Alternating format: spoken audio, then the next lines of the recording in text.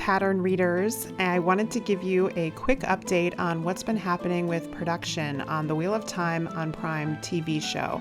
There's been a lot going on social media lately, and I wanted to share that with you and also use it to do my favorite thing, which is speculate about what we're going to see in season 1. When we get to that point, there'd be some potential spoilers. I'll warn you at that point if it's something you want to click away from.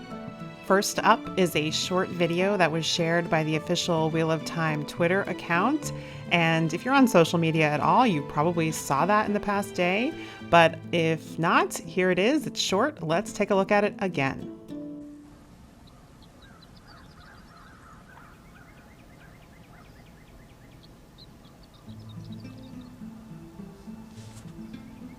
This was shared with a quote. "You want stories?" Tom Maryland declaimed. "I have stories, and I will give them to you. I will make them come alive before your eyes."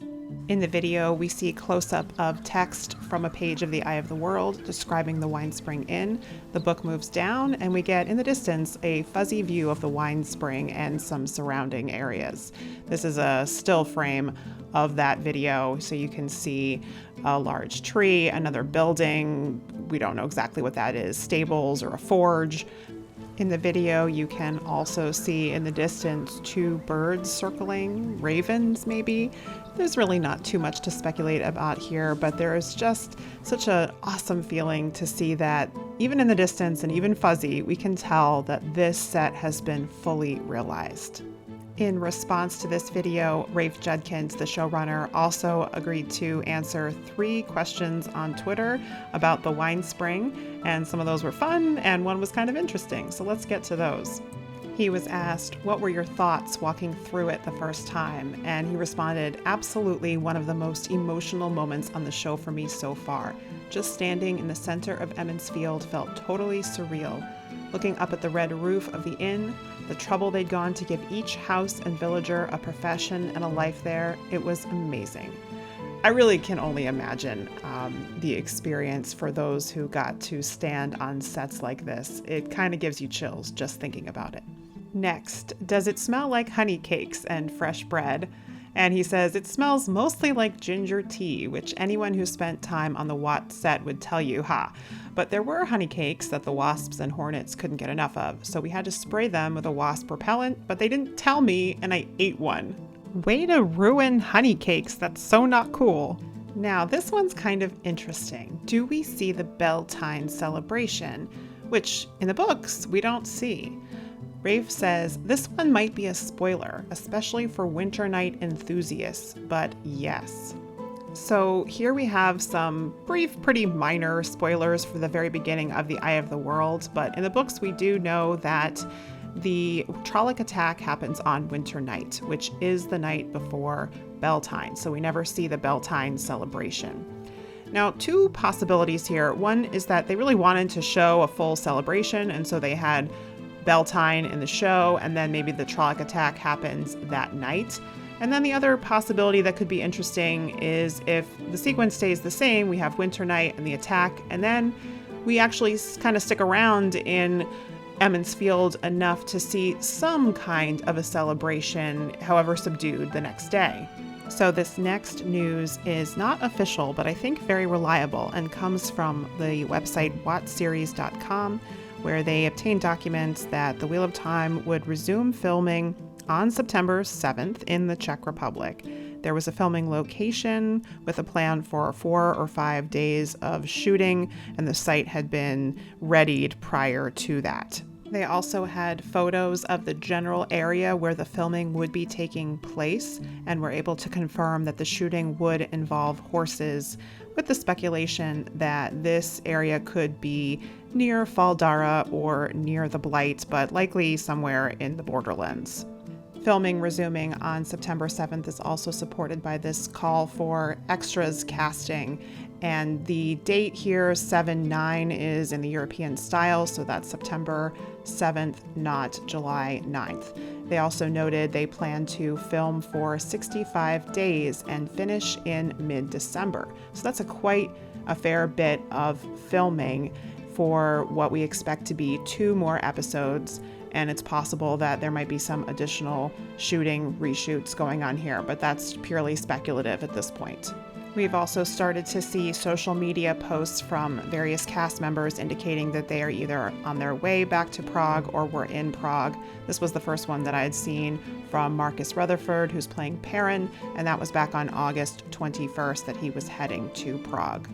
On August 27th, Kate Fleetwood, who's playing Leandrin, tweeted that she was back in the makeup chair for The Wheel of Time.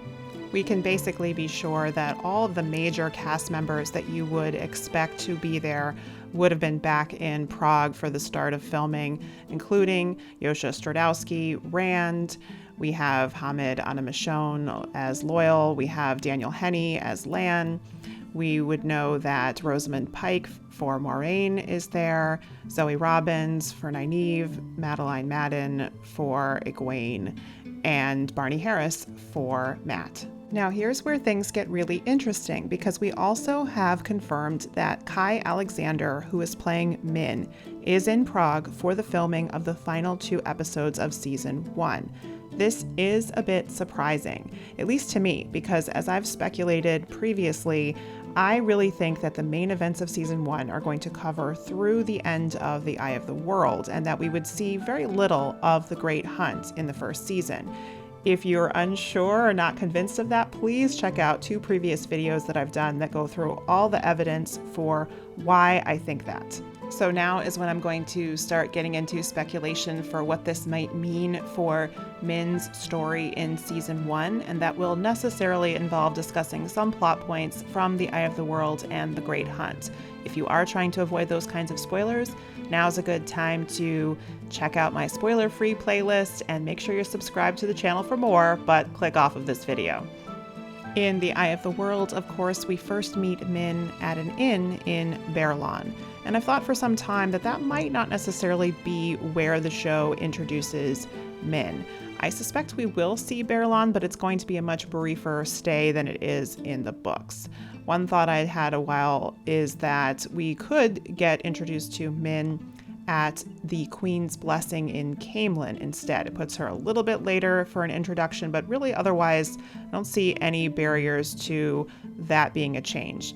Now, Geeky Airy, who has a YouTube channel you should be checking out, she's the Brown Aja detective, thought that it was possible that Kai Alexander could have been in Prague for filming of Block 2, episodes 3 and 4. And this is based on social media silence by Kai Alexander during the right time period. So it's definitely speculative. We really don't know for sure. So it is possible that Kai was filming for Block 2 or even Block 3, but it's also possible that Block 4, episodes 7 and 8 are the first time that we would see her in the show. Now, let's talk about what that might mean, that last possibility, if we first see her in episodes 7 and 8.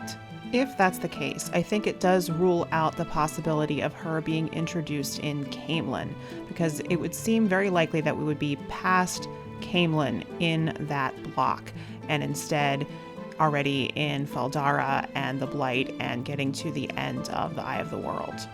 So one possibility is that instead of being introduced in Camelin, she could be introduced in Faldara, making her a Shienaran instead of an Andoran.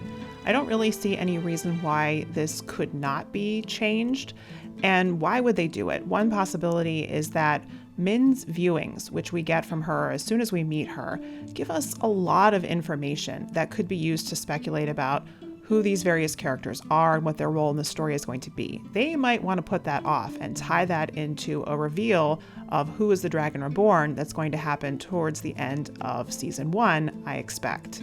But we should talk about another possibility, which is that if Min is introduced earlier in Berlin, which I think is unlikely, or Camelin, which I think is still possible, that she could continue on with the group instead of staying behind. This is much easier to do if she's introduced in Camelin because she's with them for a shorter time. Now, I know some of you are still going to be thinking, yes, but what about the possibility that we're in the Great Hunt in the second half, and maybe Min filming is her in the White Tower, or maybe she's introduced into the White Tower. I've gone extensively into why I think we're getting very little of the Great Hunt in season 1, so be sure you've watched my other videos on that topic if you are still in doubt. But either way, I do believe that we're going to see a change in Min's plotline in season 1, and I'm kind of excited to see what possibilities that will introduce for the character. I'll definitely be going more in depth into this kind of speculation in future videos, so if you enjoyed this, be sure to like, subscribe, and hit the notification bell for more of this kind of Wheel of Time content. Check out my other videos while you're here, and thanks for watching.